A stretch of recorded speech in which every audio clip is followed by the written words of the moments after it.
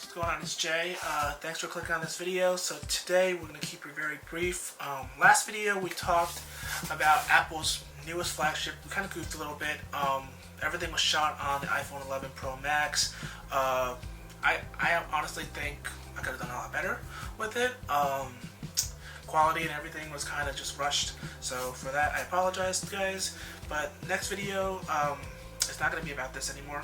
We're actually going to be talking about budget phones, and of course the best budget phones are the ones that we can afford and give the best value for the money we paid. Now everyone's saying the best budget phone right now is the iPhone 11 non-Pro for $700. I think it's really good if you have $700. Now for those of you that don't have $700, well, we have budget phones for a reason. This one that I'm unboxing today and I used for a whole day was decent, but I'll tell you guys the good and the bad about it and why I had to overcome my own challenges, because I've never used an Android phone before. So this was the first Android phone, and of course, without further talking, it's the LG Stylo V, and it's going for about like $200 to $220 on Amazon, maybe $250 on other websites. And I just want to tell you that for a $200 phone, whether or not it was good. And I got this phone with the current Cricket promotion, so I technically didn't pay anything, so I'm reviewing this as like a free phone. But I'll tell you guys what I think of it as a $200 phone versus a free phone, and how it compares to, of course, flagships from Huawei, Apple, Google, and Samsung.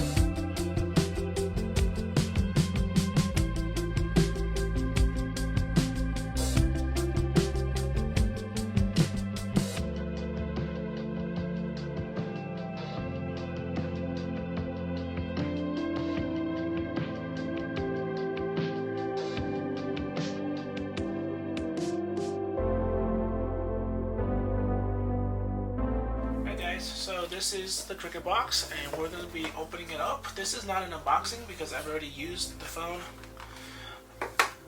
all day today, and it was quite a experience. So inside you get the phone itself. Here's the phone. It's a 6.2 full HD screen, and it's got pretty decent battery life, but let's go over what is actually on the screen. So you have your 5 megapixel camera right here, your speed to grow, and of course down here you actually do get a headphone jack, guys. So even though it's 2019, you do get a headphone jack. It is USB-C charged, so that's good. It does keep up with some 2019 trends. And on the back you have, of course, your Cricket logo, as well as a finger scanner and the flash, as well as a 12 megapixel back camera. This back camera is actually pretty decent. I'll show you some pictures later. Whereas the front camera, I would say, is not really 2019 material per se. So we're gonna leave the camera and the phone to the side for now. We're gonna jump in there and we'll see what's inside the box. So inside the box we have LG's famous or infamous bulky product manual, warranty information, all plastically wrapped.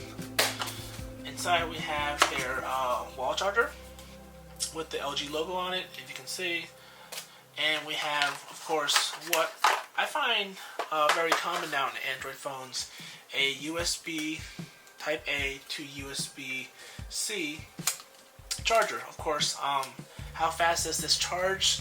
I didn't get to actually test out charging on this per se through the wall, but I did charge the phone for about 3 hours while the USB was connected to a USB hub that was connected to my computer, and overall it said about 3 hours of charge. So I charged it for about an hour. I used it today at, I believe, 60%, and it went down to 30%, and I charged it for about an hour. It went up to 65%. So overall, fast charging I guess works in that sense. Now, I'm not familiar with how fast charging works on Android phones. I don't have a Huawei or anything to test out that theory, but I do have Apple's fast charging through USB-C with the new 11 Pro and the 10s, and overall it does work. You leave it around for 10 minutes, it'll charge maybe 15 to 20%, depending on at what stage the battery is charging. So for this phone overall though, let's just have a look at it and see what it can do. Alright guys, so here's the phone. We'll turn it on.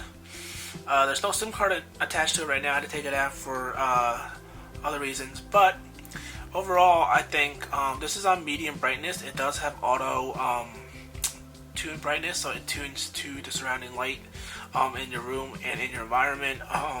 If you guys really want to see what it looks like at minimum darkness, this is what it looks like. It's not really usable, I would say, excuse me, at minimum brightness, but if you really care about eyesore and eye strain, then yeah, that is an option. Maximum brightness makes it actually too bright for my taste, but really good if you're watching videos or you're outside and it's really bright out and you want the best. Now, leaving it at this setting will drain the battery, so if you guys don't care about that, then go ahead. But if you guys do, then I wouldn't really recommend putting it at max. My usually go-to brightness is I usually set it to auto, and it usually does it for me. So this is decent for me, and if that's not enough, I usually go right around 80%, 82% brightness, and this is where I usually use all my tasks today. So overall, it has access to Wi-Fi, it has access to cellular LTE as long as your SIM card is attached. Of course, you have contacts. I have no contacts in here today. I didn't really have a Google account to sync, so there's that. Gmail works. The settings are actually pretty nice. Everything is separated into network, sound, display, and general. So depending on what your needs are, everything is in here, including VPN support as well as file sharing support.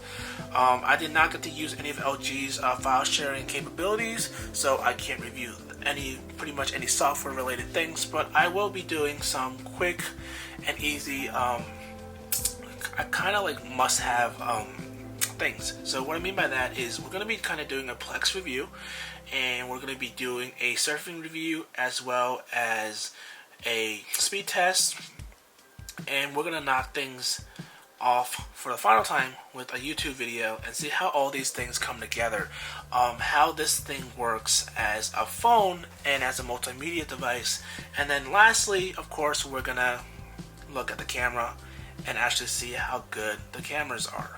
So, let's get started. Alright guys, so we're on YouTube, and we're going to check out the audio quality and the video quality of all the stuff on YouTube. So, first, let's get started. Alright guys, so let's check out how Joker, the trailer, looks in 1080p on max brightness on the LG Stylo V through the YouTube app. Enjoy! Arthur, does it help to have someone to talk to?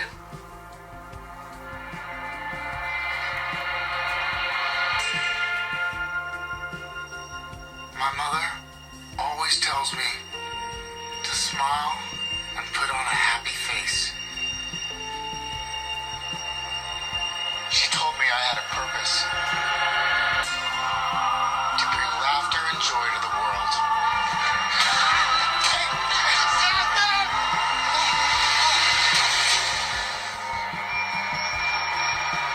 Is it just me? Or is it getting crazier out there? Though your heart is aching, smile, even though it's breaking. When there are clouds in the sky, you'll get by if you smile. Hey guys, so let's check out Plex. Ta-da! So overall, it's pretty fast, and pretty good at what it's doing. So recently added movies. We have a lot of movies. I can't show you any of them because of copyright reasons, but overall, very fluid, very fast. I would say it's probably as fast as the iPhones of recent, and yeah, I have tested this extensively, maybe for like an hour or two. That's my definition of extensive, and that's about like 2 or 3 episodes, depending on what TV show I was watching. And overall, I did notice some buffering and whatnot when watching it in original quality in 1080p or 720p, depending on the file. But overall, if you're not going to be fasting forward a lot or fasting forward frequently, you're going to have a very enjoyable experience using Plex on the LG Stylo V. Now, guys, one thing to note is that Plex is a funny software.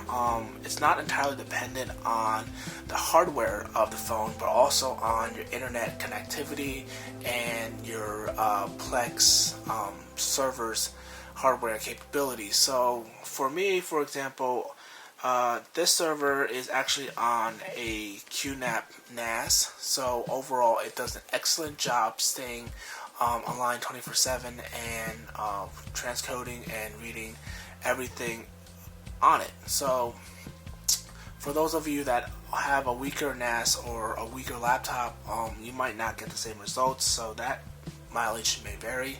So let's move on to the next one. Alright guys, for our next test, we're going to be testing out the camera and the video capabilities of this phone, and we're going to be concluding the video with my thoughts. So let's see what this thing can do.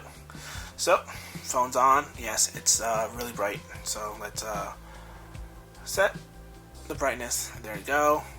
Now what we want to do is open up the camera app, which is right here. And inside you have, of course, your front-facing camera. Your front-facing camera is 12 megapixels. So let's see how good a 12 megapixel camera with adequate light looks. Alright, now let's try a video. Now you notice that when you click on the video, it actually zooms in a little bit. I actually don't know why it does that, but overall, let's check it out.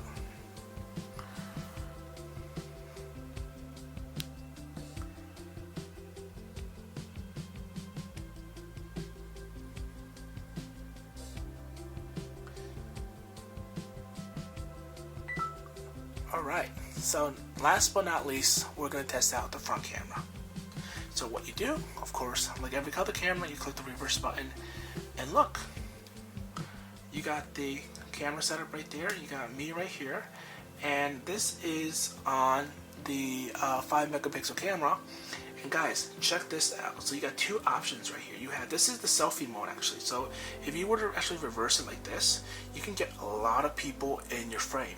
Now if you switch it to just the regular selfie mode, it zooms in on you, and this is what normal people would have on their phones, especially on Apple's phones, until they released the new selfie camera zoom recently. So yeah, big difference. Sorry guys. So like that and like that. Now you notice that when you click on the video, it actually zooms in a little bit. I actually don't know why it does that, but overall, let's check it out.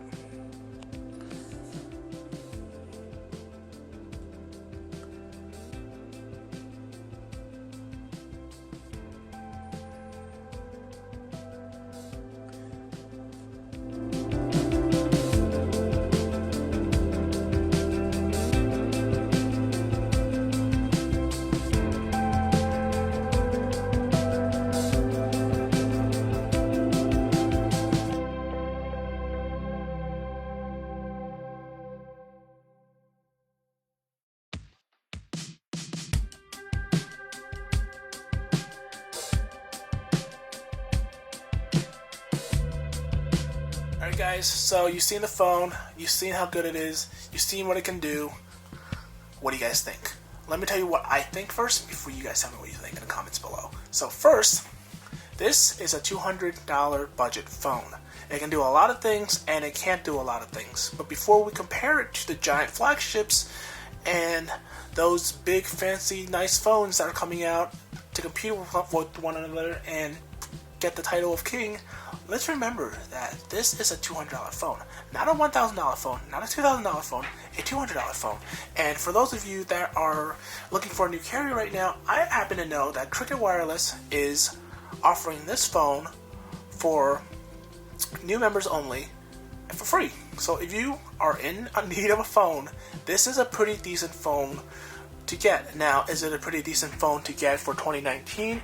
Well, that really depends on you. So let's talk about the pros of this phone. So this is a 6.2-inch Full HD screen. It's very bright.